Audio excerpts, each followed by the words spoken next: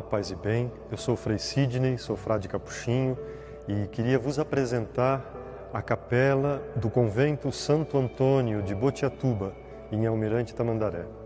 Essa capela foi projetada pensando numa reforma que era preciso fazer aqui no convento, e para fazer esse projeto nós estudamos as antigas igrejas franciscanas, igrejas desde o século XIII, igrejas franciscanas e igrejas capuchinhas.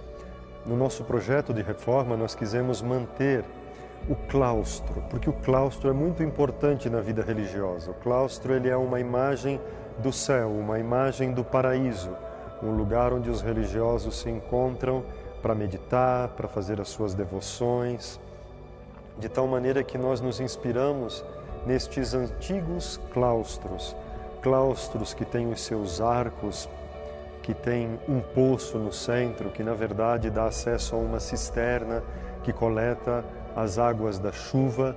A igreja, na sua fachada, tem um alpendre e todo o claustro é circundado por essa cobertura que cria um ambiente de acolhimento, um ambiente de convite à oração.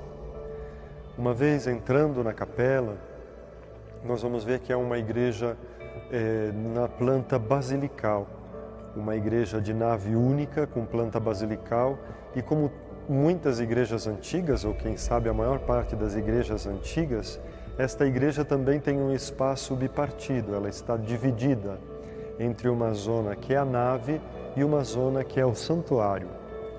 A zona da nave, tradicionalmente, ela significa a terra, o mundo visível, o lugar onde acontece a história.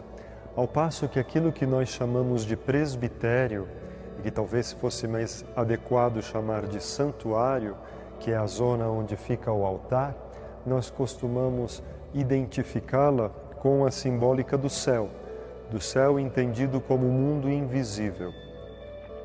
Dessa forma, toda a igreja é um microcosmo, ou seja, uma reprodução em miniatura de tudo aquilo que existe, mundo visível e mundo invisível.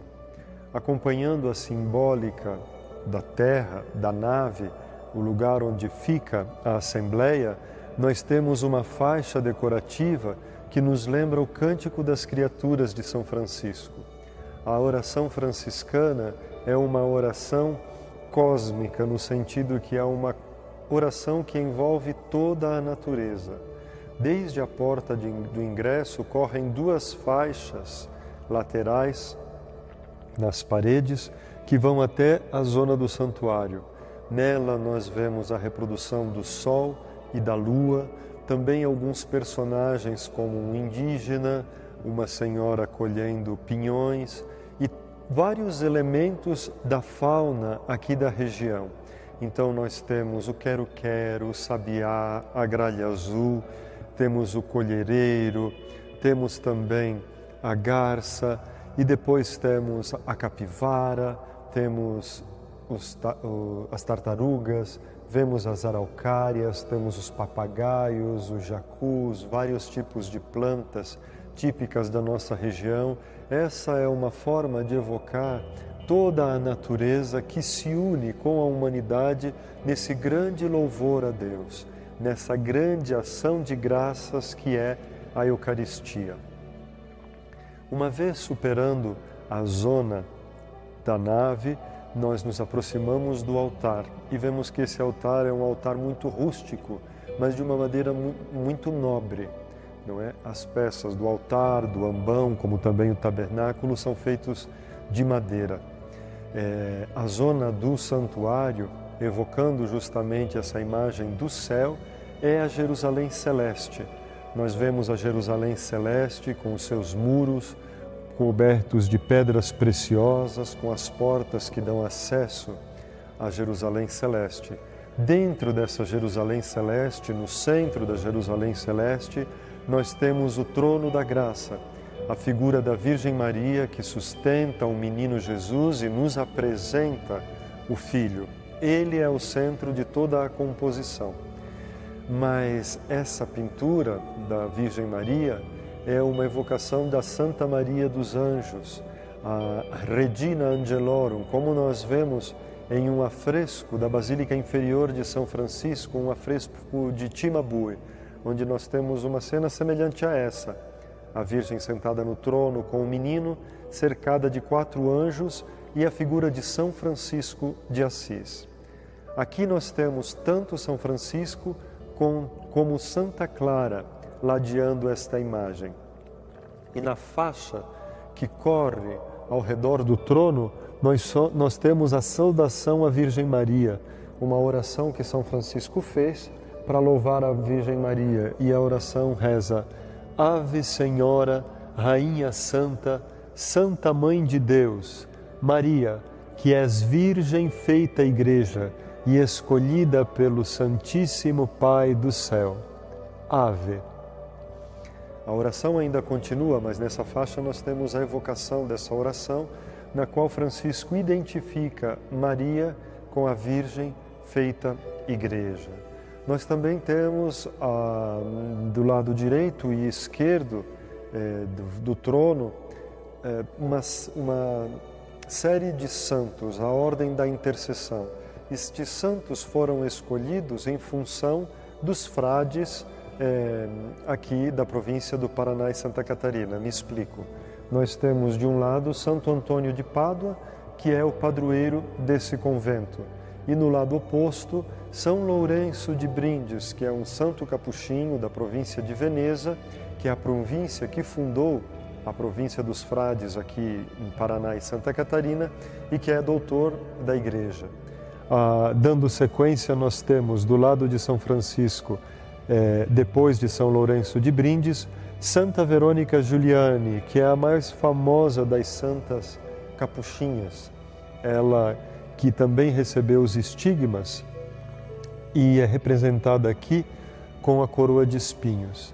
Na extremidade nós temos Frei Damião, o venerável Frei Damião, que apesar de não ser brasileiro, é um missionário que passou a maior parte da sua vida no nordeste do Brasil evangelizando, e talvez seja a figura de capuchinho mais reconhecida no Brasil pelas suas virtudes, e está em processo rumo aos altares. No lado oposto, nós temos então Santo Antônio, que dá nome ao convento, também São Leopoldo Mandic, que é um santo da província de Veneza e é um santo particularmente caro aos frades da província, porque é um frade da província de Veneza, que é a nossa província mãe, mas também é um modelo de confessor. São Leopoldo era um homem extremamente humilde, silencioso e que passou a maior parte da sua vida trabalhando silenciosamente no confessionário, no serviço da misericórdia, no sacramento da reconciliação. A última santa da composição é Santa Dulce dos Pobres. Essa santa extraordinária, a primeira santa nascida no Brasil, mas que tem uma proximidade muito grande com o carisma franciscano pela sua proximidade, pelo seu amor aos pobres, e também porque a obra de Irmã Dulce tem a direção espiritual dos frades capuchinhos lá na Bahia. Então ela representa aqui todas as santas do nosso Brasil. Representar essa Jerusalém celeste, para nós é particularmente significativo neste local. A Jerusalém celeste é a imagem da eternidade, é a imagem do paraíso como nós esperamos um dia poder usufruir, não é? Viver nele.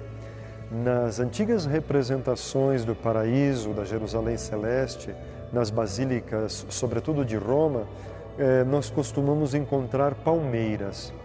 As palmeiras são uma indicação da eternidade, porque elas vivem perpetuamente, ou pelo menos estão perpetuamente com as folhas verdes, dando a ideia de que elas não perecem, elas têm uma vida abundante. Nesse mosaico especificamente, as palmeiras são butieiros, porque este lugar se chama Botiatuba. Então nós representamos aqui as palmeiras que encontramos nos jardins aqui fora do convento. No alto deste butieiro, que está à direita de quem guarda, de quem observa a composição, nós vemos a fênix, essa ave mitológica que na antiguidade era sempre entendida pelos cristãos como imagem do próprio Cristo. Da mesma forma que a fênix renasce das cinzas, Cristo renasce da morte. Então, desde as catacumbas, nós temos a fênix como símbolo de Cristo. A espiritualidade franciscana ela é trinitária. Por isso, no mais alto da composição, nós temos o céu dos céus, representado por um profundo azul, e a mão do Pai que desce no gesto loquendi, ou seja, no gesto de quem fala, e ao mesmo tempo um gesto de bênção. Abaixo da mão do Pai, o Espírito Santo, que repousa sobre o Filho que está no regaço da Virgem. Agora, o centro mesmo da composição é o crucifixo que pende sobre o altar. Nós franciscanos somos particularmente devotos do crucifixo de São Damião, mas também é verdade que no século XIII os franciscanos comissionaram uma grande quantidade de crucifixos pintados para as suas igrejas. E os franciscanos, então, penduravam esses crucifixos sobre o altar da mesma forma que nós temos aqui.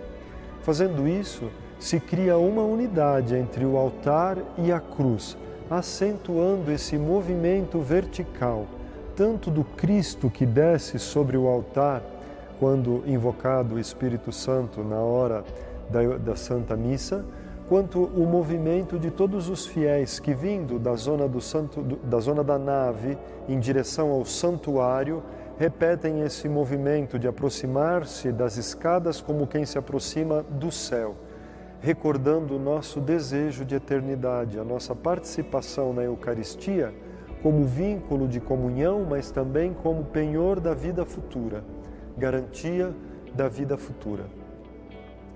Essa Jerusalém Celeste, para nós, tem um sentido ainda mais profundo, porque esta igreja tem a sua parte do altar voltada para o nosso cemitério.